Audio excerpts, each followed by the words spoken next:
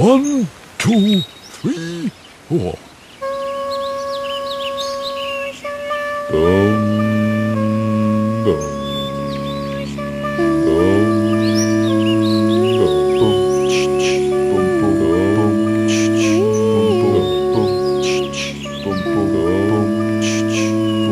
Once upon a time, there was a boy who lived far, far away in the countryside, on an old farm. The boy's name was Karl Johan, and he was really bored.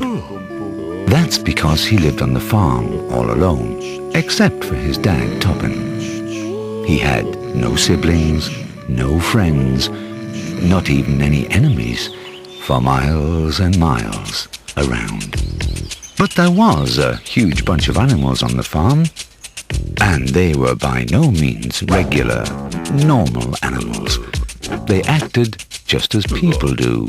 That is to say, they were just as idiotic as people generally are. But idiotic or not, they represented Karl Johan's only hope of making friends. If Karl Johan had been an animal himself, of course, but he wasn't.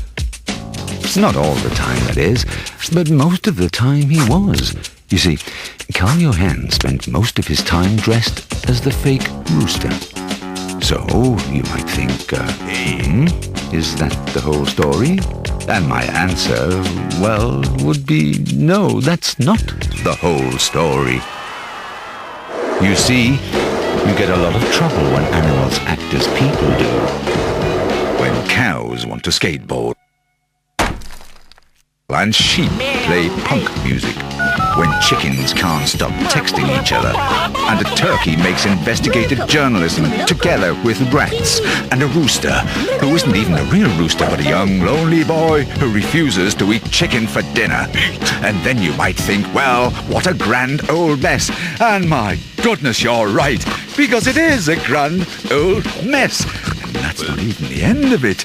Just add a grumpy farmer who's convinced his animals aren't acting the way they should and is trying to scrape together some evidence. And a moose who's the only one aware of the fact that Karl Johan is not a real rooster. And there's a turkey in love with a horse, a hypochondriac rat, a fake rooster in love with a turkey. Then throw in some pigs who are crazy about watching TV. Well, do you get the point? The boy who most of the time dressed up as a rooster wasn't exactly living all alone, now was he? Welcome to the Crazy Barn.